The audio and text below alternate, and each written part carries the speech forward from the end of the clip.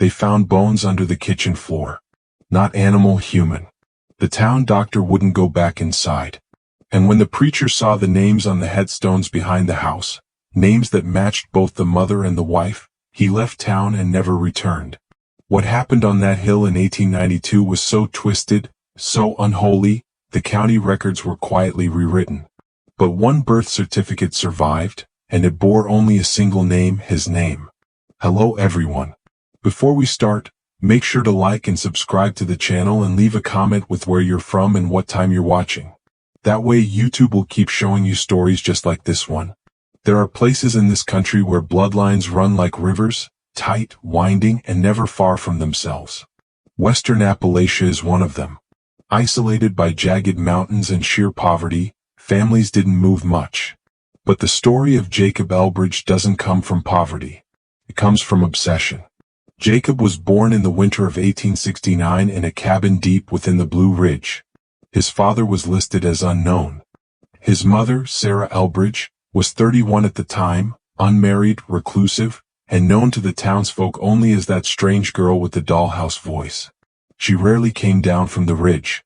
When she did, people whispered about the way her eyes lingered too long, and how she always bought double rations, one for herself and one presumably for the son no one ever saw. But he was real, and more than that, he was being groomed. Neighbors would later testify anonymously that they heard chanting from the hills at night, sometimes laughter, sometimes crying. But the most unsettling detail was that the laughter always came from two voices overlapping, both the same pitch, one male, one female, like someone imitating someone else or teaching someone to mimic them perfectly. Jacob wasn't raised like a child. He was raised like a partner, a shadow, an extension. By the time he turned 15, he was 6 feet tall, pale as bone, and never came to town. But Sarah did, and she brought with her a ring, small, handmade, carved from the wood of the very trees that surrounded their isolated homestead. The inscription on it, now preserved in a local museum, read, "To my life from your birth." Not a gift from a mother, a gift from a wife. The 1890 census lists Jacob Elbridge as head of household, age 21. But here's where the records fracture. There is no wife recorded, no siblings, no boarders, just him. And one other woman listed only as S. Elbridge, age 52. Relationship unknown. No mother, no wife, just a presence. That year, local surveyors noted that the Elbridge land had grown. 4 neighboring families had sold their parcels within months of one another, all for far less than market value. All relocated without notice. Some say they were driven off by threats or by something worse. But they left behind livestock, tools, even their family Bibles. It was as if they had to leave immediately, as if something had changed. And it had, because that was the year Jacob and Sarah began building what would come to be known as the house with no rooms. It wasn't a traditional home. It was a labyrinth, 7 structures connected by narrow, winding corridors with mirrors placed in unnatural locations and windows boarded from the inside. The mailman refused to deliver past the gate. He claimed the trees surrounding the property were not right too, leaning inward like they were growing toward something at the center. Locals started calling the place the womb. And Jacob, he began to be seen, walking the edge of town in his black coat, always barefoot, always silent. Children said he stared too long, that he didn't blink, that he smelled like perfume, specifically her perfume. By the fall of that same year, Sarah stopped appearing entirely, but Jacob began referring to someone again and again as my beloved. In conversations, in letters, even in a strange journal found years later in the ashes of their homestead, he wrote about her as if she were both alive and dead, a wife and a mother, a god and a ghost. One entry read, "She is before me and within me. Her touch makes me pure. Her name is my name." He signed it. Not Jacob but Elbridge. First name omitted, just the bloodline. In 1892, a local physician named Dr. Walter Griggs was summoned to the Elbridge property. No one knows who sent the letter, only that it was written in perfect cursive, inked in a dark rust-colored brown, and sealed with wax pressed by what appeared to be a human tooth. Dr. Griggs was hesitant but curious. He'd long been skeptical of the rumors, dismissed them as backward gossip, but what he witnessed that night would haunt him until his death. His notes, discovered after his passing and now locked in a university archive, are sparse but chilling. He wrote of an upper room filled with dolls made from animal bones and dried corn husks, each one bearing the same face, Sarah's. He described narrow hallways lined with portraits, all of the same two people but aged to show their faces at different stages of life. In one, the woman appears as a teenager, the boy an infant. In the next, she is middle-aged and he a young man, but in the final portrait, they are shown as husband and wife, standing hand in hand, with eyes identical and mouths sewn shut with thread. But it was what he found beneath the house that broke him. A root cellar had been expanded, almost tunneled into the earth. What began as a pantry deepened into a passageway of packed dirt and scorched beams. At its end, a crude chapel, and in the center, a bed. Upon it, the skeletal remains of a woman veiled in lace, her hands folded over a withered bouquet. Above her, painted crudely in what Griggs believed was dried blood, the words, "The bride returns when the sun is ready." Griggs fled without taking further notes. He never returned, never spoke publicly, and when pressed, claimed he had seen a union not blessed by God nor man. What the town didn't know was that by the time he entered that house, Sarah Elbridge had been dead for over a year. But Jacob never buried her. Instead, he preserved her, maintained her, kept her body in a sacred space below ground, and continued to refer to her in writing and conversation as both his mother and his spouse. By the late 1890s, Jacob Elbridge had become less man than myth. Stories spread like wildfire through the region, whispers of chanting heard through the trees, sightings of a pale figure walking in circles at dusk, and the persistent belief that the Elbridge bloodline had violated some cosmic law. But something changed in 1898. A fire. No one knows how it started, but it moved fast. Too fast for the local soil, which was notoriously damp in summer. By the time neighbors arrived, the house was gone. Or rather, it had collapsed in on itself. The womb, as it was mockingly called, had become a grave. What they found in the ruins shocked even the most skeptical. 3 bodies. The first was easily identified as Jacob. His spine severely twisted, arms crossed over his chest, teeth filed down to sharp points.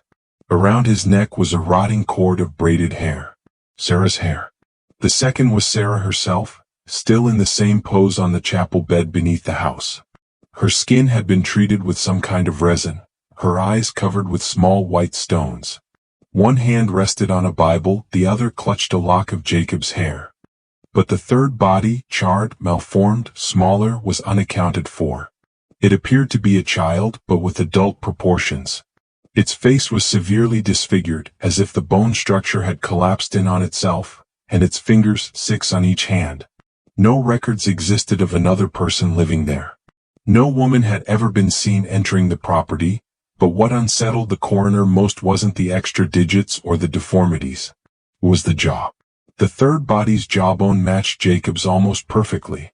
Not just genetically but structurally, anomalies in the MERS, the same crooked incisor, even a fracture from childhood that had healed improperly. The odds were astronomical. The implication: Jacob had fathered a child with his mother, and the child had lived and died, possibly in that fire. Some locals claim Jacob set the house ablaze himself, either in shame or in the belief that only fire could release them from what they had become. Others believe it was the town, that someone or something wanted the Elbridge name erased. But it didn't work because months later, a new name appeared in the church registry. Jacobson, age 7, orphan, adopted. The name E. Jacobson seemed innocuous enough, just another orphan in a town that preferred not to ask questions. He was taken in by Reverend Clean, a man known for his charity and unfortunate luck with children. His wife had died during childbirth, and his own son had drowned years prior. Locals believed the Reverend saw this new boy as a second chance. But strange things began happening almost immediately. Jacobson refused to sleep indoors.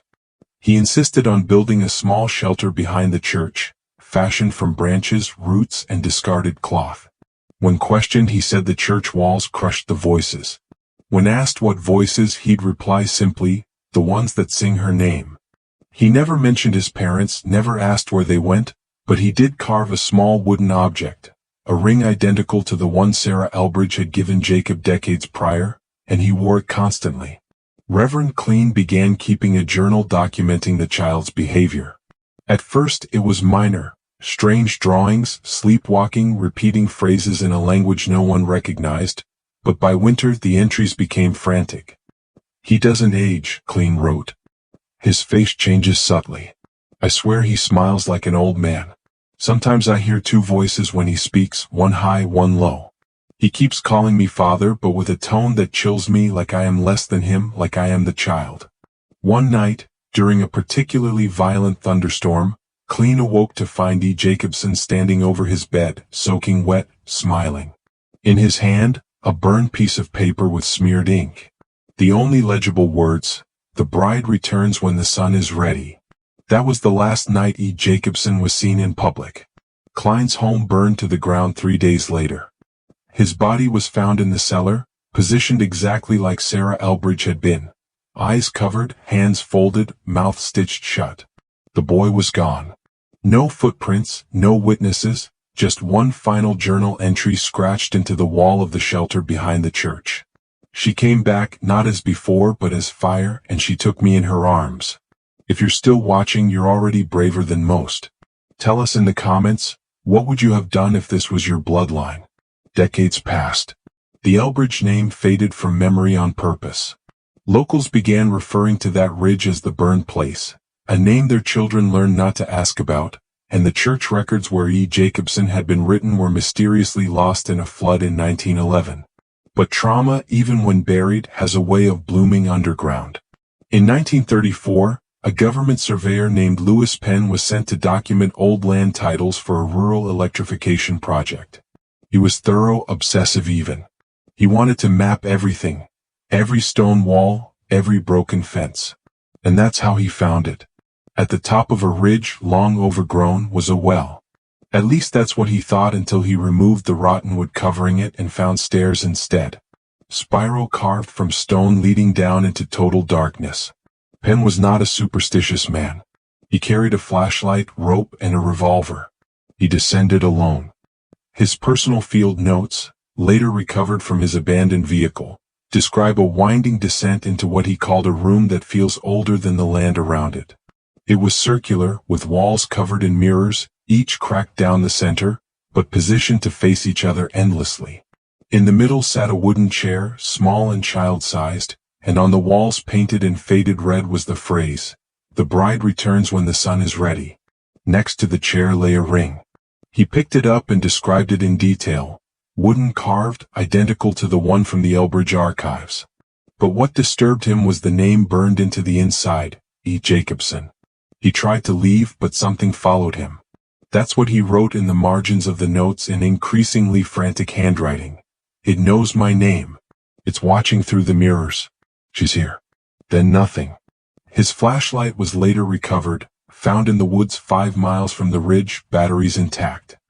His revolver was discovered in a creek, rusted but loaded. Penn was never seen again. To this day, locals refuse to hike that ridge. Hunters say the birds won't fly over it. And some say that on windless nights, if you stand quietly, you'll hear something echoing from beneath the earth. 2 voices, one male, one female, singing the same name. There are families in American history whose sins are recorded in court documents, newspaper clippings, and death certificates. But the Elbridges are not one of them. Their story lives in whispers, in burned journals, and in the buried guilt of a town that tried to forget. But forgetting does not mean erasing.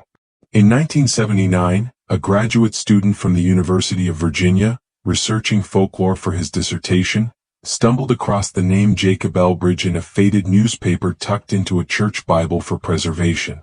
The article was brief, just a single sentence. J. Elbridge, presumed dead in the fire, 1898. No kin, but the student, intrigued, dug deeper. What he found was a scattered paper trail, odd purchases from old ledgers, land deeds signed with only an initial, and dozens of missing person reports filed over a span of 80 years, all near the same wooded ridge. He tried to map them. Every incident, every unexplained disappearance, every burned home. And what emerged chilled him to his core. A spiral, the center of which was the old Elbridge property. His research was never published. His professor dismissed it as hysteria disguised as anthropology. But the student's notes, later found by his roommate, revealed something else.